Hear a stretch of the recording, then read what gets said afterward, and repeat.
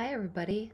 I recorded the color application phase of this painting without sound, so I am gonna overdub and narrate what I'm doing as we watch it together. The first segment of this demo will be in real time, and then the last part will be speeded up just a little bit, so it'll look like I'm painting really fast. All right, so I did my underpainting, and it isn't dry, but it's been given a few minutes to settle into the surface of this Arches oil paper panel. I begin adding color with the lightest side of the lemons for two reasons. When I'm deciding where to start applying color to an underpainting, I want to start with an easy win. That means something that I think I understand visually and have mixed correctly. And often the most saturated color in the painting is the easy win because it's closer to the tube. It's not very complicated to mix. So usually I'm pretty sure that I made it correctly. In this case, my yellows, my light, saturated, vibrant yellows in these lemons are also vulnerable colors. And vulnerable colors are colors that are subject to getting messed up by other colors around them on the canvas. So let's say, excuse me, I had gone in and painted a bunch of that dark, lovely greens in the bowl and some of those beautiful teals in that sugar bowl. If I wanted to then go in and paint the lightest yellows in those lemons in a painterly way, I might run into some of those darker colors, picking those up and getting my yellows all muddy. This way I can start with those light, bright, saturated yellows. I know they're clean, my brush is clean, my Gamsol is clean. There's nothing else on the canvas to mess them up, and I can paint them out even more generously than the shape of the actual lemons, knowing that I can cover them with darker things, but it is very difficult to cover darker things with those light, saturated yellows. So when I'm painting, I try not to follow rules of thumb as far as what I do first, what I do second, but I find that I do tend to start with my most saturated colors. It's easy to neutralize by going over saturated colors. It is often difficult to bring the saturation back by painting over top of other things when you're working alla prima. Okay, so what am I doing now? I'm continuing to carve out the form of the lemons, and when I say carve, I really do mean that I'm thinking of these rounded objects in terms of planes. You can see that my brush strokes are a bit chunky and geometric, and I'm thinking in terms of these round lemons. If I was to be constructing these round lemons using only flat planes, some of the planes would be facing the light directly, and some of the planes would be facing, obliquely and getting less light, and some would be facing away. And every plane change is a value change.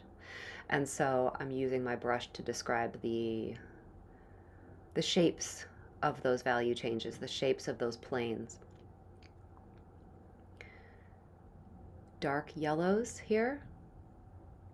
You can see that in my dark yellows, I'm using a combination of ones that look greenish and ones that look more orange, warmer. So I have a mix of warm and cool temperatures within the value family of my dark yellows. Yes, how to mix dark yellows is a question I get asked very much. It's something people really struggle with because it's an oxymoron. I think the darkest yellows that we really have access to, that we identify as yellows, are yellow ochre and maybe raw sienna. But really, when a yellow becomes dark, what does it do? It either goes into a brown or it goes into a green. A warm or a cool dark yellow. And even in the lights, I'm using a mix of warmer for my sort of light mid-tone here, these yellows, and my lightest yellows are a little bit cooler. I'm going to adjust that exposure compensation in a minute or two. I know it's kind of getting lighter and darker as I move around. I'm going to stop that soon. You can see that I've got a beautiful lost edge right there in that area where the top lemon comes up against the one behind it. I want to preserve that. I don't want to overwork that spot. I really think the camera, as you can see in my reference photo at the lower left, is drawing a line there, a pretty strong line in between that top lemon and the one behind it. But when I squint my eyes, I don't see that, and I want to keep that in my painting. I really want to not finish these lemons, not overwork them, and if I leave them and move to an adjacent area to paint before I'm sure I'm finished. There we go. I think I adjusted it. It should not be switching anymore. Good. If I move on from the lemons before I'm 100% sure I'm finished with them, chances are I won't actually have to come back into them at all, because as the painting becomes resolved, they will feel more and more finished. You know, I will be able to work and refine the edges of the lemons by painting what's around them. And then at the end, maybe all I have to do is come back in, make a few small adjustments, a few bells and whistles, some highlights and dark accents, as I always do, all around the canvas in the finishing stages. So my goal here is to, you know, get a good amount of paint down on these, but not get into the realm of blending or refining, not be over painting the same area multiple times. Okay, and so I have not demonstrated paint mixing in this video. I do have a video of the underpainting, which is also on Patreon.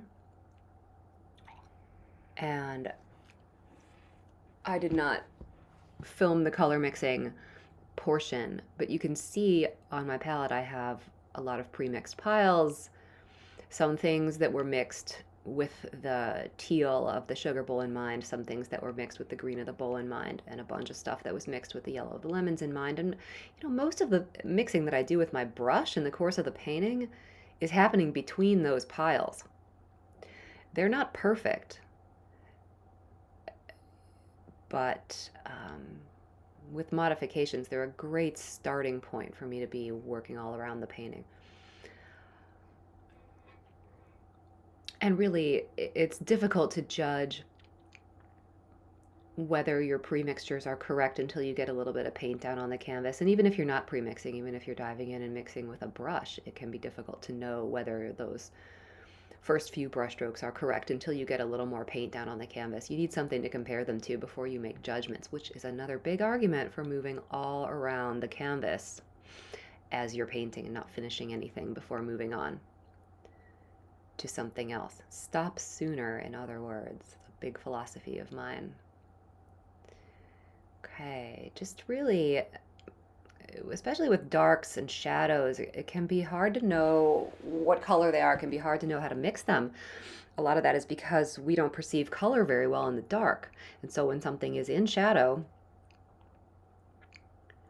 it's hard to know how to mix it. The good news is that it doesn't matter very much what color you actually make it. What matters is that the value is correct and that the value relationships between those darks and what's around them is correct. And when I'm trying to decide how to paint, so this little spot right here, this little triangle that I see inside the base of the bowl, I probably paint this about 4 times during the course of this painting, just trying different things out. And you know, I really didn't need to do that, but you'll see me kind of revisit. I think there is probably fine. The way it is right now, probably fine. I chose to make it a mix of a cooler dark and a warmer dark, kind of neutral there. Nice little spot, really adds some character to that guy. But I do keep painting over and over it, you'll see. All right, so really now we're going to go a little faster. I'm launching into the cream. I'm working from the general to the specific, not being real careful about staying within the shapes in my underpainting, not being real precious with my drawing, because I know that when I come in to paint the rim, outer rim of that sugar bowl, I can refine that shape of the sugar, the white sugar that's inside. It looks like straight white, doesn't it? You'll see if you watch my brush on the palette, I'm grabbing from a mixed pile. Those light, quote-unquote, whites are coming from the bottom row of my palette. Those sort of peachy flesh tone looking piles down there at the bottom left of my palette. The color, you know, there's a couple of reasons for that. One, I don't want any lights on my canvas to compete with the highlights that I'm eventually going to put on, you know, the highlights that are on the rim of the bowl and the sugar bowl, the whites in the cloth on the ground, and also because I want my lightest value colors to still have chroma. And if I go straight to titanium white, I don't have any chroma, I don't have any color in those light value areas. And so the darker I keep them, the more color they can have in them. And I just love painting white things, especially edible white things like sugar, cream and sugar in a pink or peach hue at a very light value. Okay, that's the inside of the rim of the sugar bowl up there. I don't think I've gone dark enough, especially in that middle part. We'll see if I fix that. I think I am. I know I do. And I don't start out dark enough in that reflection either. And eventually I will fix that. You know, it's really key to squint and always be comparing your values, one value to the other. When we see a reflection in something, like that reflection that I'm seeing in the side of the sugar bowl there on the left, where it's reflecting the light cloth, the mind always wants to make that a lot lighter than it is. And certainly the outside of that sugar bowl is lighter than the inside. Everything's relative, and we need to maintain those relationships. But don't be fooled by reflections. Your mind wants to see them as being lighter than they are. Okay. Now these teals, I don't have phthalo on my palette. The blues are viridian and ultramarine and ivory black. So the mixtures that I'm using for this teal are largely our viridian hansa yellow and ultramarine blue with white. And they're neutralized probably with either some of my tone color, which is a mix of cad red and cad yellow with a little ultramarine thrown in. Nice neutral kind of mid-tone orange. Or else I'm neutralizing those teals with maybe just a whisker of the cadmium red. It's cadmium red light on my palette, very orangey. And you wouldn't think that I would need to neutralize the teal mixtures if they were made from viridian, ultramarine, and hansa yellow instead of phthalo, but yes, especially against a warm orange underpainting, these things feel quite neon at first. And, I really don't need the strength of a phthalo to give you the feel of that color. The risks far outweigh the benefits when we're talking about using phthalo. The risk is that phthalo will take over the world and just bully all the other colors into submission on your canvas. There's a lot of work involved when painting with phthalo to just neutralize it, to wrangle it. And so I don't always feel like doing that work. I love viridian as a color. I really have been having a thing with viridian as a pigment for the last couple of years, using it as a blue. Yeah, I don't often put secondary pigments on my palette. I like to mix my secondaries, my oranges, greens, and violets. And that's what I have here on this palette. All the oranges, violets, and greens that you see are mixed from primaries. All right, probably overworking the picture here and still not finishing it. It's kind of small, this is an 8-inch canvas. I'm using a size 8 flat. I'm pushing myself to use a pretty big brush for the size of the canvas, and I'm hoping that that will help me simplify. And I don't know if it's working, but I certainly enjoyed painting this. So I think it was good. I can't stress it enough. If you want to loosen up your painting, work with a larger brush than you're comfortable with for the size of your canvas. And if you want to know more about how to try that out, I've got a video on Patreon. I think it's called Big Brushes with an exclamation point, where I do 2 studies using a 10 flat or a 10 bright, anyway, a size 10 brush on a maybe 6 by 8 inch canvas. A very extreme example, but a lot of fun. Okay, have not refined the picture, hoping that the negative space will help me do that. I think as I start putting in some of these darks, I may notice that inside the rim there, my shadows aren't really dark enough. Some of the information, I added some of those darks inside the bowl, and then squinting, I saw that what was happening on the outside edge of that sugar bowl was not dark enough. There we go. Getting another chance to refine the ellipse there, working inside. We get really caught up in things like ellipses and correct drawing. I do too. I want to. I think sometimes we struggle because we forget that, or we start to believe that our only opportunity to paint something, to render form, to show a shape, comes from within the object itself. And so we start to get very precious about outlines, hanging on to our underpainting, preserving those contour lines. But when we're painting, we have multiple opportunities to craft any shape. Every edge gets worked from both sides. Every shape gets formed from both sides. You can paint something from the inside out, and you definitely paint it back from the outside in, working your edges to craft a nice variety of hard edges, soft edges, and lost edges on your canvas. I don't want a lost edge there between the stripe and the side of the sugar bowl up there in the back, and I hope I end up with one. I think I do. Using purple. Purple and green play very well together in my mind. And to create these illusions of reflection within the teal of the sugar bowl, I'm really going into my neutral kind of purplish shadow mixtures quite a bit. Well, adding more chroma. Certainly this is more what we call noodling than I like to do ever. But that's the difference between organic, forgiving shapes and man-made shapes, where if they aren't right enough, they'll be more of an eye magnet than they should be in a painting. And so they need to be symmetrical.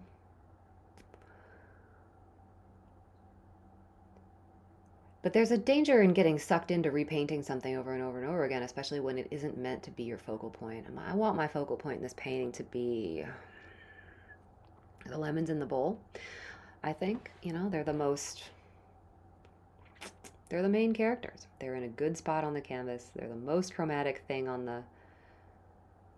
in the composition. And that top lemon is coming toward our eye, really jumping out. And so I'm hoping that those guys will be the star players here. I really want that sugar bowl. Of course, I want it to be what it is, but I want it to sit back and support. And part of that is it needs to be symmetrical. It needs to feel right enough that it isn't distracting the viewer. All right, moving on. I'm glad I moved on. I needed to leave that sugar bowl alone for a while and see what would happen to it if I ignored it for a few minutes. And I'm moving into the slices of lemon down here on the ground. They are mostly in shadow. Well, the two on the ground are at least partially in shadow, and I can't stress enough how when you cut up a lemon or a lime, that pulpy part is a lot darker than your mind thinks it is.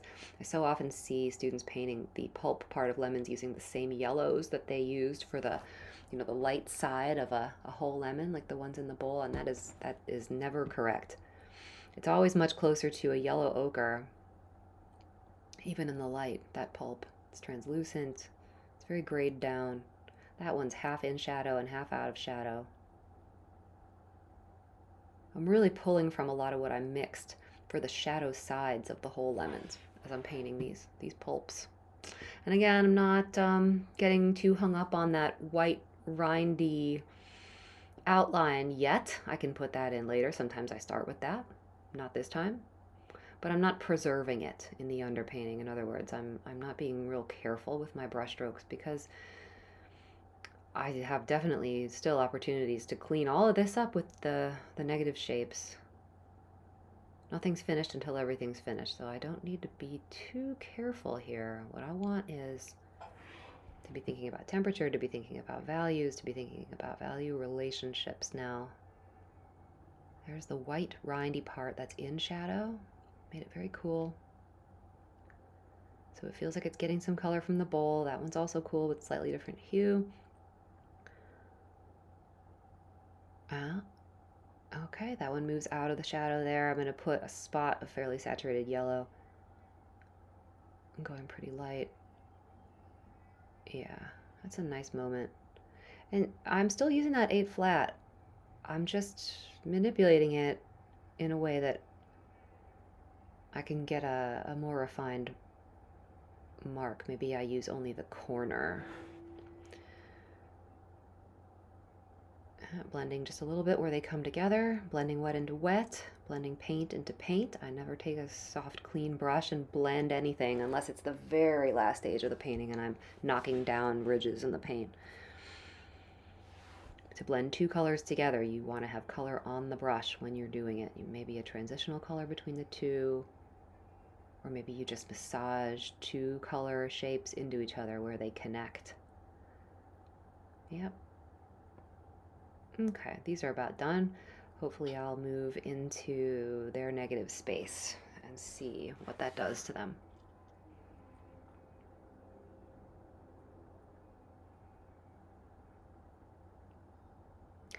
If I wanted to make these 3 slices the focal point of my painting, I would probably move everything over to the left a little bit and up just a little bit. Crop part of the sugar bowl out.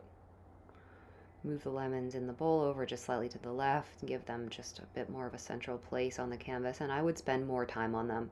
The more time and attention you spend on something in your painting, the more likely it's going to be to become a focal point. You'll have smaller marks, you'll have a higher level of detail. You will lead the viewer's eye there. And so when I really want something to be a supporting character, I will often ask myself as I'm beginning to paint it, I'll say, okay, how few brushstrokes can I use to paint this thing?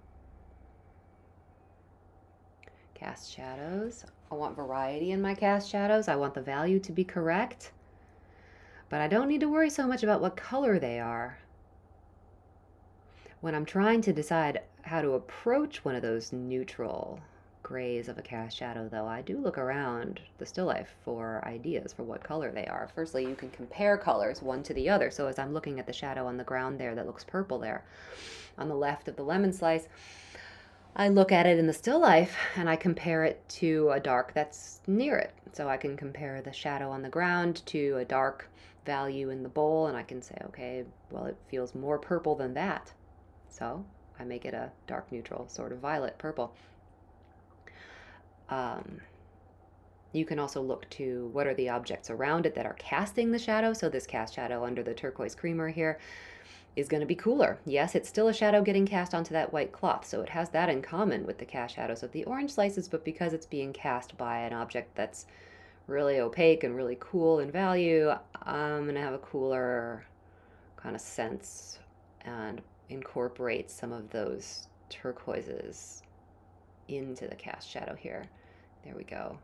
Yeah, just a little air in the shadow lightening up just a bit as we move away from the object. Now I'm coming underneath this orange. It feels really warm in the cast shadow there, so I really warmed it up with some alizarin crimson right under there. But the shadow changes, it shifts, it gets cooler as it moves away from that strongest contact point.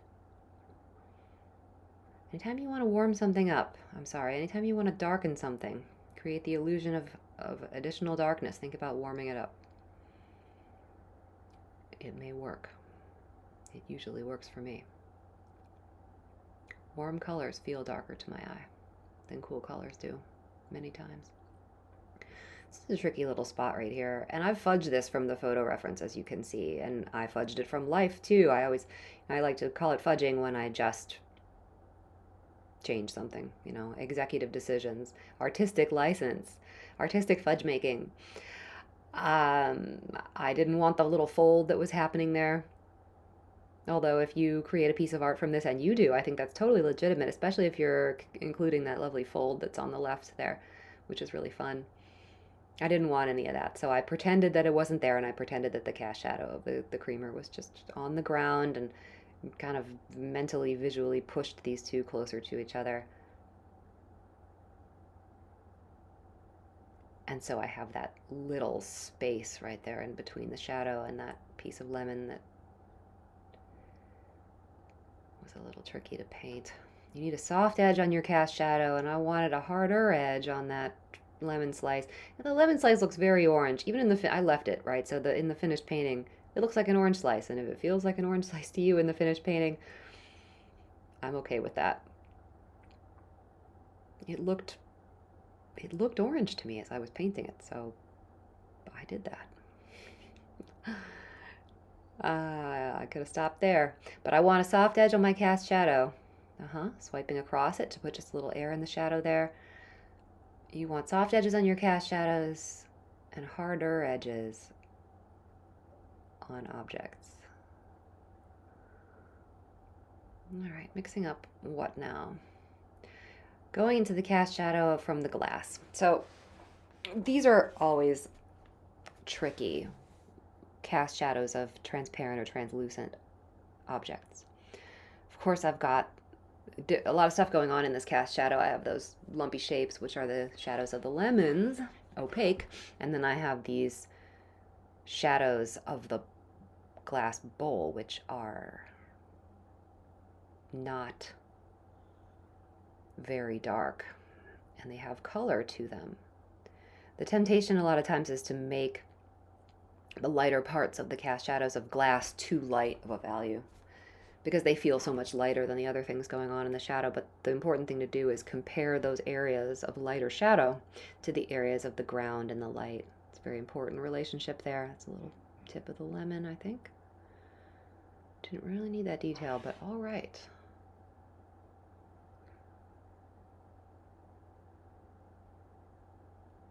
It's fun. It's funny. It's a funny thing to be a play-by-play announcer for your own working replay.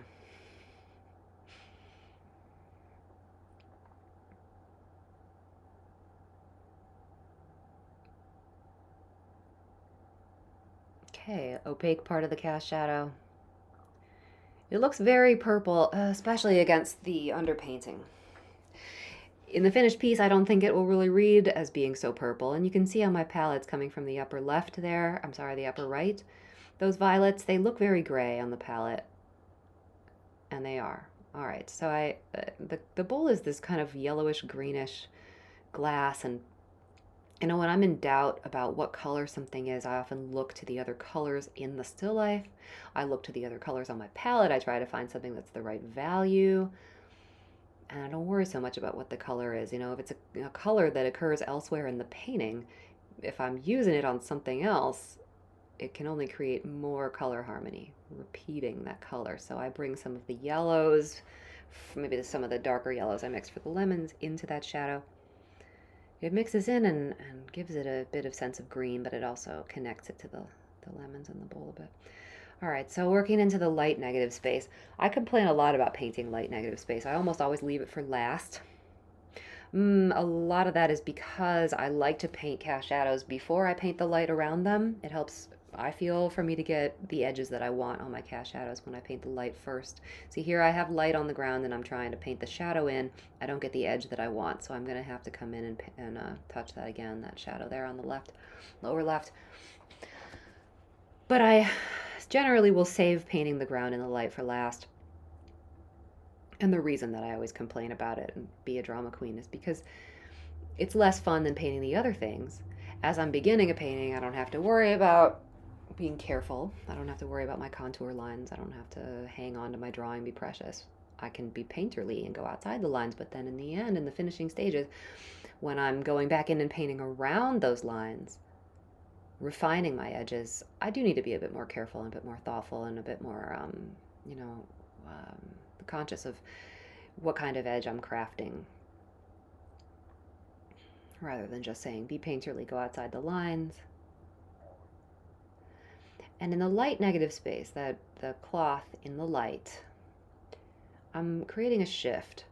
I'm going lighter in the foreground and more neutral as we go back. So behind the sugar bowl, I'll have some whites, quote unquote, back here that are much more grayed down. It's a little cast shadow going over the stripes. In the back there, I've painted the stripes first. So I've blocked in those stripes. They're not terribly refined, but there's paint on the stripes. And in the foreground, I'm going to paint the white of the cloth first and then put the stripes on top of that.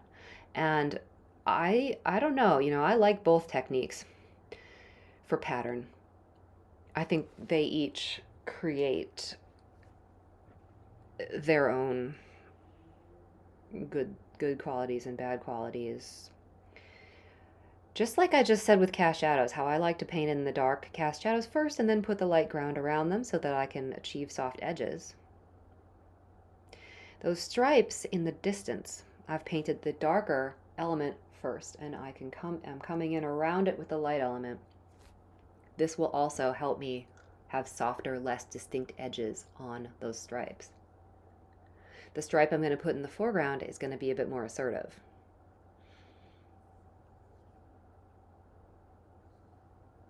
And it will come forward toward the eye because it's painted over the white, as you will see not too long from now. Okay, lighter in the foreground, and you see there on the left under the 2 lemon slices, I've added in some color, some feeling of some color reflecting onto that light ground, light bouncing the color around onto the ground from the lemons. Yeah, that's looking good.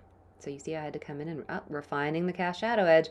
When I paint that shadow over something light, you often need to soften it. All right, coming in with the lighter. Now this is not as light as what I used in the foreground, but it's the same cloth, just farther from the eye. And here I'm about to notice, I think that stripe is not lining up. Little finger painting. And I will refine the angle of the stripe as I come in with the light paint. It's very thick. Okay, maybe I don't need that line to be continuous. And I'm going to use that light paint that I'm putting in to refine not only the angle and direction of the stripe, but the edge of the sugar bowl, which is getting very fat looking on that side, isn't it? Still too fat. I'll figure it out. It's these little spots on the canvas that end up being the most infuriating, isn't it?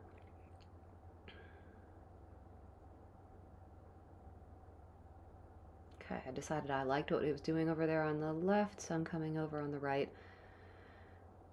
and trying to make it match a little bit better.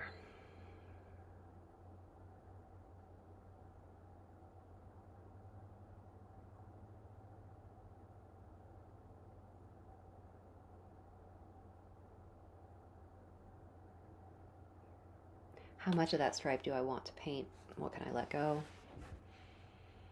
Doesn't need to be continuous for you to know that it is. And no, those angles are not quite right. I'm going to fix those. Just tweak them just a little bit. Yep.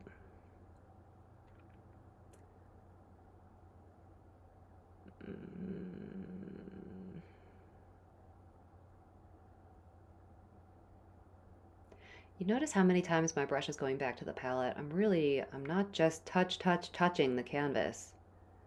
I'm wiping the brush off. I've got a rag in my left hand there. You can see it next to the palette. When the brush leaves the canvas, I wipe it, and then I just get something else from the palette. I don't clean it in Gamsol that often midstream. Usually wiping it off is enough, and really frequent trips back to the palette to reload with paint, the key. Maybe I don't have a ton of paint on my brush. I make a couple of marks, I go back and get more.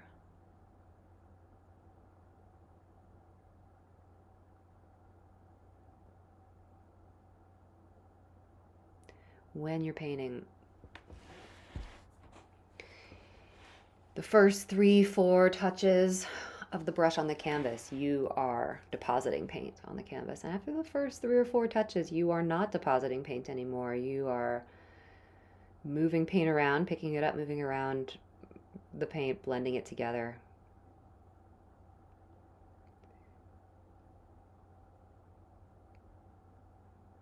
Bringing all your values down to a mid-tone, blending away your beautiful brushwork.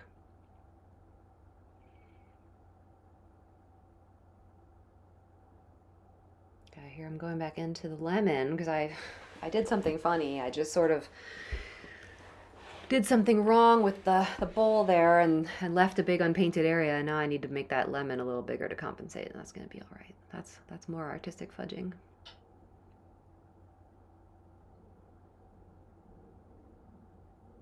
When something goes really off the rails in a painting, when it's really not going well, or you've made a mistake like I just did, although my mistake was in not painting something rather than, putting too much paint on something in an incorrect way, so I didn't need to scrape anything off. But really, when you need to backtrack or make corrections in a painting, the best thing to do is to scrape some paint away. It will make it so much easier to make changes.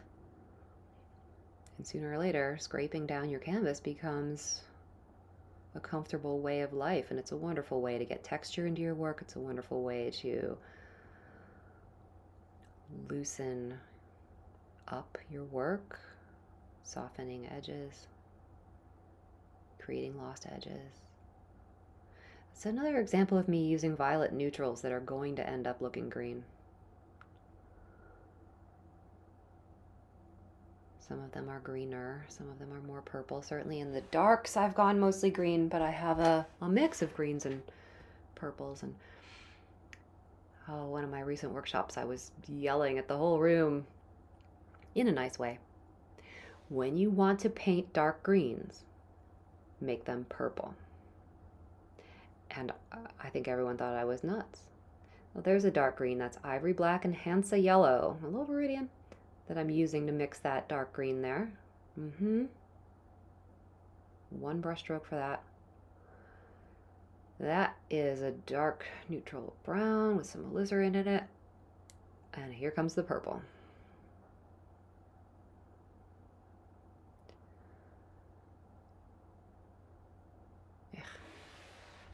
See, there's a lot of paint in this spot now. I've got paint almost all covering the canvas.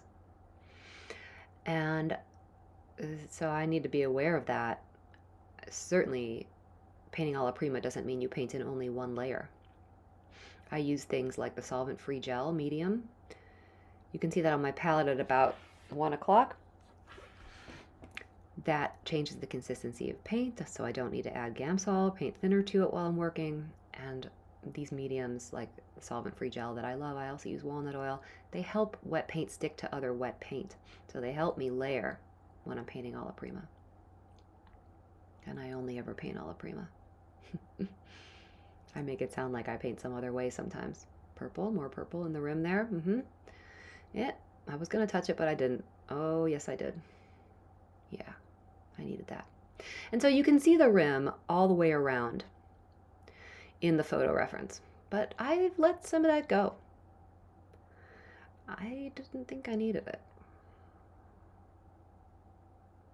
That is the teal stripe seen through the glass, distorted in color and value by the green of the glass. It's another thing that's going to make that glass feel green.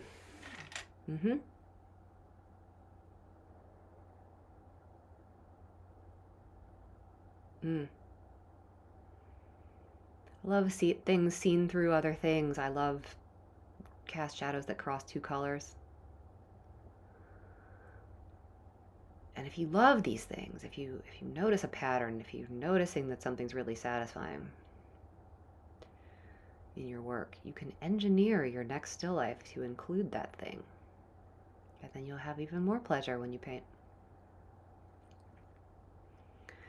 Now that lemon back there, I really am not painting that lemon that's back there behind the sugar bowl, and I was going to put the shadow in, but it just wasn't working. It's just a yellow value shape. It's actually not a different value shape. When you squint, it doesn't change the value pattern, that piece of yellow back there. It's just back there being yellow. And that's all right. All right, here comes the stripe in the foreground. I kind of missed it. Put on over the white paint, wet on wet. You need really thick paint for that. And you probably should have some medium oil or gel a little bit in there to help it stick. Okay, refining that edge some more. I like it. Leave it alone. And just covering up there. I'm pretty close here. I really don't prefer, and I think I could have left it right there. It needs highlights still, but it looks really nice. Instead, I got involved in refining for a little bit of time. We have about 5 more minutes left in the video, so I must have gotten up to something. Refining. And when you get the whole canvas covered and you're starting to feel like the end is coming, cue into that sensation. I think many of us don't know when a painting is finished, but we just haven't quite cued into how to feel that feeling, because it is a feeling. So at this stage of the painting, when I've got paint all over the canvas, my next idea is I want to be looking for bells and whistles, bonus points, highlights, and dark accents. Dark accents are the highlights of the dark family, and they are usually small marks, and so I like to leave them for last. And here I'm going to make a pretty major adjustment. I don't think I actually needed to do this. I'm not sure it helped in the end, but I did it. I decided to pull this cast shadow down all the way off the bottom edge. Makes it a little bit of a funny shape, but I really wanted it to be solidly crossing that stripe in a more satisfying way. I love a cast shadow that crosses over two colors. And I don't like it to be just intersecting down there. That dark spot is creating visual tension for me, which I don't really appreciate down there. So I'm going to pull the cast shadow. Sorry about my head. I'm going to pull the cast shadow all the way down to the bottom edge of the canvas and just make a little adjustment there because I like the shadow going over the stripe. There we go, I've got it done. Okay, at this point, I think all I'm missing are my highlights.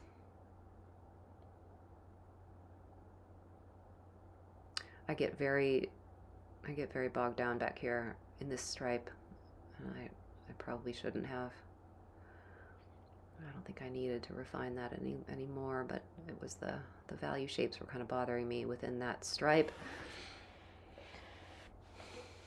And it's interesting to kind of overdub like this. I just painted this yesterday, so I remember exactly what I was thinking. I think we should be kind of unconscious when we're painting. Getting into the flow state, having an intuitive experience is the reason that we're here. If you want to remind yourself of something, have a mantra for your painting, set an intention, write something on a post-it note, put it up on the mast of your easel so that you're seeing it periodically while you're working. We should lose ourselves. It is also important to become aware of the things that we habitually do, maybe our unhealthy patterns. So one of mine is overpainting things too often. Going back in without pausing and asking myself, do I really need to go back into this? Okay, highlights. You need a lot of paint on the brush to create a highlight. It's like frosting a cupcake. You want enough frosting on that knife that you won't shred up the cupcake. And that's what you need. Okay, so this is not straight white. I'm using warm white, Gamblin warm white, and I add a little bit of yellow and a little bit of red to it to make it kind of warm, nice warm highlight. Not light enough. A little bit lighter there.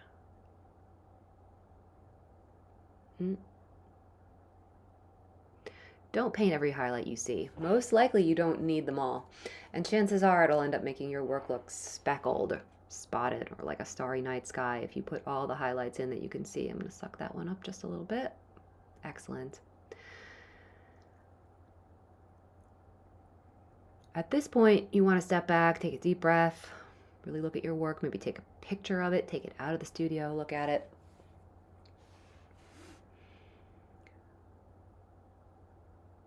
Keeping on painting beyond this point without a pause to reflect on it will lead you to overworking. It'll lead you to overpaint things.